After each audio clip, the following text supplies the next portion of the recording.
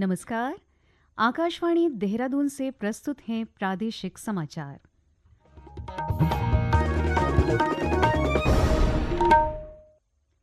पहले मुख्य समाचार। प्रधानमंत्री नरेंद्र मोदी ने कहा, श्री नारायण गुरु और महात्मा गांधी के बीच ऐतिहासिक संवाद ने भारत के स्वतंत्रता आंदोलन को नई दिशा दी। केंद्रीय गृह मंत्री अमित शाह की अध्यक्षता में वाराणसी में हुई मध्य क्षेत्रीय परिषद की बैठक। मुख्यमंत्री पुष्कर सिंह धामी ने सीमावर्ती क्षेत्रों में सड़क संचार और सुरक्षा व्यवस्था को सुदृढ़ करने के लिए अधिक सहयोग का किया आग्रह। खेल मंत्री रेखा आर्या ने देहरादून में अत्याधुनिक टेबल टेनिस कोर्ट का उद्घाटन किया और बागेश्वर, देहरादून, रुद्रप्रयाग और नैनीताल जिलों में कहीं-कहीं भारी बारिश की चेतावनी। प्रादेशिक समाचार के साथ मैं मुदिता और अब समाचार विस्तार से। प्रधानमंत्री नरेंद्र मोदी ने कहा है कि ऑपरेशन सिंदूर ने भारत की आतंकवाद को कतई बर्दाश्त न करने की नीति के बारे में कड़ा वैश्विक संदेश दिया है। उन्होंने कहा कि आज का भारत देश हित में कड़े फैसले लेता है। प्रधानमंत्री देश के दो महान आध्यात्मिक और नैतिक व्यक्तित्वों श्री नारायण गुरु तथा महात्मा गांधी के बीच हुए ऐतिहासिक संवाद पर आज नई दिल्ली में आयोजित शताब्दी समारोह को संबोधित कर रहे थे। इस अवसर पर प्रधानमंत्री ने कहा कि श्री नारायण गुरु के आदर्श मानवता के लिए अमूल्य धरोहर हैं। उन्होंने श्री नारायण गुरु को देश और समाज की सेवा में लगे हुए लोगों के लिए प्रकाश की किरण बताया। इस ऐतिहासिक अवसर पर मैं श्री नारायण गुरु के चरणों में प्रणाम करता हूं। मैं गांधी जी को भी अपनी श्रद्धांजलि अर्पित करता हूं। श्री नारायण गुरु के आदर्श पूरी मानवता के लिए बहुत बड़ी पूंजी है। जो लोग देश और समाज की सेवा के संकल्प पर काम करते हैं, श्री नारायण गुरु उनके लिए प्रकाश स्तंभ की तरह है। प्रधानमंत्री ने कहा कि एक शताब्दी पहले शिवगिरी मठ में श्री नारायण गुरु तथा महात्मा गांधी के बीच हुए ऐतिहासिक वार्तालाप ने स्वतंत्रता आंदोलन को नई दिशा दी और विकसित भारत की दिशा में राष्ट्र को प्रेरणा दी। उन्होंने कहा कि ये प्रेरणा राष्ट्र को सबका साथ, सबका विकास के मार्ग पर आगे बढ़ा रही है। आज समाज का हर वर्ग, हर तबका एक आत्मविश्वास के साथ विकसित भारत के सपने को उसमें अपना योगदान दे रहा है। स्वच्छ भारत मिशन, पर्यावरण से जुड़े अभियान, अमृत सरोवर का निर्माण, मिलेट्स को लेकर जागरूकता जैसे अभियान, हम जन भागीदारी की भावना से आगे बढ़ रहे हैं। 140 करोड़ देशवासियों की ताकत से आगे बढ़ रहे हैं। केंद्रीय गृह मंत्री अमित शाह की अध्यक्षता में आज वाराणसी में मध्य क्षेत्रीय परिषद की 25वीं बैठक हुई। बैठक में प्रदेश के मुख्यमंत्री पुष्कर सिंह धामी ने सीमावर्ती क्षेत्रों में सड़क संचार और सुरक्षा व्यवस्था को सुदृढ़ करने के लिए सीमा सड़क संगठन के माध्यम से अधिक सहयोग का आग्रह किया। साथ ही वाइब्रेंट विलेज योजना के अंतर्गत सीमांत गांवों में सुविधाओं के विकास, भारत नेट और सैटेलाइट संचार सेवाओं के शीघ्र विस्तार पर अपने विचार रखे। मुख्यमंत्री ने प्रधानमंत्री आवास योजना के तहत अनुदान प्रक्रिया को सरल बनाने और 1989 की दूरस्थ घाटी अधिसूचना को निरस्त करने का सुझाव दिया। उन्होंने मानसून के दौरान उत्तराखंड के पर्वतीय क्षेत्रों में आपदाओं से सड़कों को होने वाली क्षति के दृष्टिगत प्रधानमंत्री ग्रामीण सड़क योजना के सुचारू संचालन के लिए राज्य को अतिरिक्त सहयोग देने की आवश्यकता पर भी सुझाव दिया। श्री धामी ने राज्य में ग्लेशियर अध्ययन केंद्र, जैव विविधता संरक्षण संस्थान और अंतर्राष्ट्रीय साहसिक खेल प्रशिक्षण केंद्र की स्थापना का प्रस्ताव भी रखा।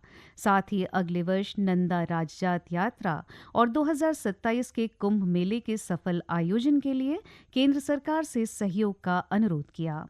मुख्यमंत्री ने कहा कि 2047 तक भारत को विकसित राष्ट्र बनाने के लक्ष्य के अनुरूप प्रदेश सरकार भी राज्य को विकसित उत्तराखंड के रूप में स्थापित करने के लिए तीव्र गति से कार्य कर रही है, ताकि राज्य का हर नागरिक विकास की मुख्य धारा से जुड़ सके और विकसित भारत के निर्माण में सक्रिय भागीदार भी बन सके।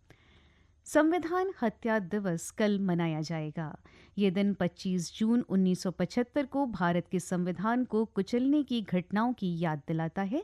इस दिवस पर उन सभी लोगों को श्रद्धांजलि दी जाती है जिन्होंने आपातकाल की जातियों के कारण कष्ट झेले। ये भारतीय इतिहास का सबसे काला समय था। इस दिन उन सभी लोगों के योगदान को भी याद किया जाता है जिन्होंने आपातकाल के अमानवीय दर्द को सहन किया था। ये समाचार आकाशवाणी के देहरादून केंद्र से प्रसारित किए जा रहे हैं। ताज़ा समाचार के लिए आप हमारे सोशल मीडिया एक्स व Facebook page Akashvani news Uttarakhand को फॉलो कर सकते हैं। साथ ही ये समाचार हमारे YouTube channel Akashvani news Uttarakhand पर भी उपलब्ध हैं। पौड़ी जिला विधिक सेवा प्राधिकरण के सचिव अकरम अली के नेतृत्व में आज 1 दिवसीय वर्चुअल प्रशिक्षण कार्यक्रम आयोजित किया गया। One village one pro bono अभियान के तहत कार्यरत प्रो बोनो अधिकार मित्रों और प्रावधिक स्वयं सेवकों के लिए आयोजित कार्यक्रम में विभिन्न कानूनी योजनाओं और विधिक सहायता से संबंधित विषयों पर जानकारी दी गई। इसके अलावा उन्हें ये भी बताया गया कि वे विधिक सेवा संस्थाओं के माध्यम से समाज के वंचित, जरूरतमंद और कमजोर वर्गों को किस प्रकार निःशुल्क विधिक सेवाएं और सहायता उपलब्ध करवा सकते हैं। खेल मंत्री रेखा आर्या ने आज देहरादून के परेड ग्राउंड स्थित ऑडिटोरियम में अत्याधुनिक टेबल टेनिस कोर्ट का उद्घाटन किया।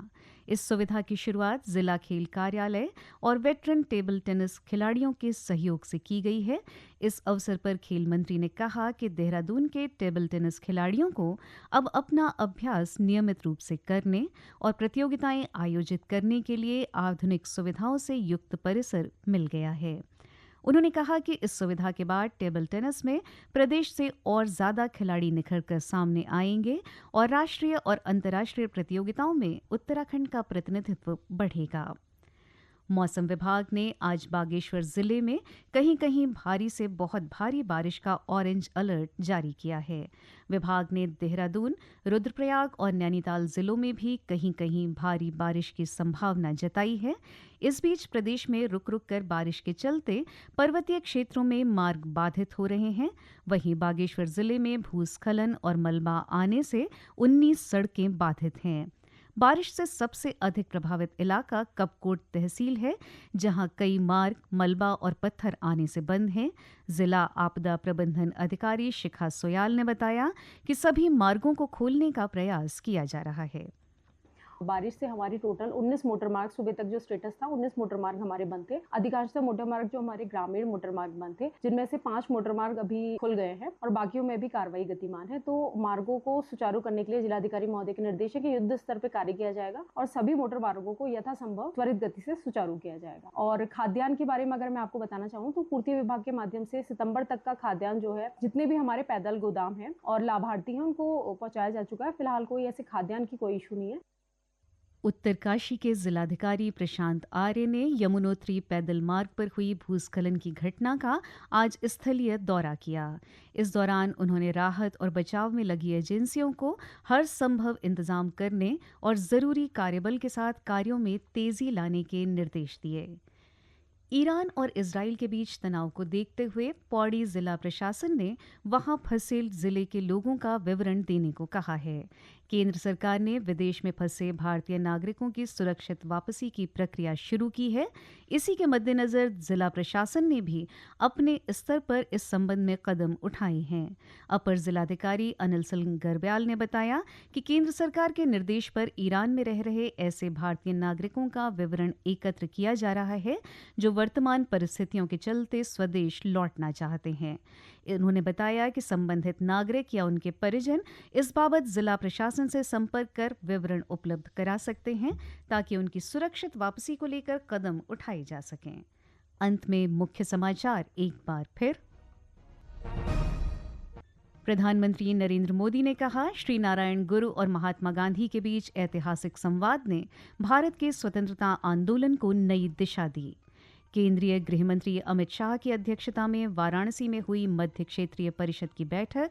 मुख्यमंत्री पुष्कर सिंह धामी ने सीमावर्ती क्षेत्रों में सड़क संचार और सुरक्षा व्यवस्था को सुदृढ़ करने के लिए अधिक सहयोग का आग्रह किया।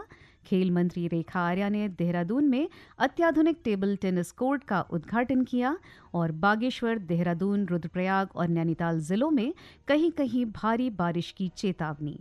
इसके साथ ही प्रादेशिक समाचार का ये अंक समाप्त हुआ। नमस्कार।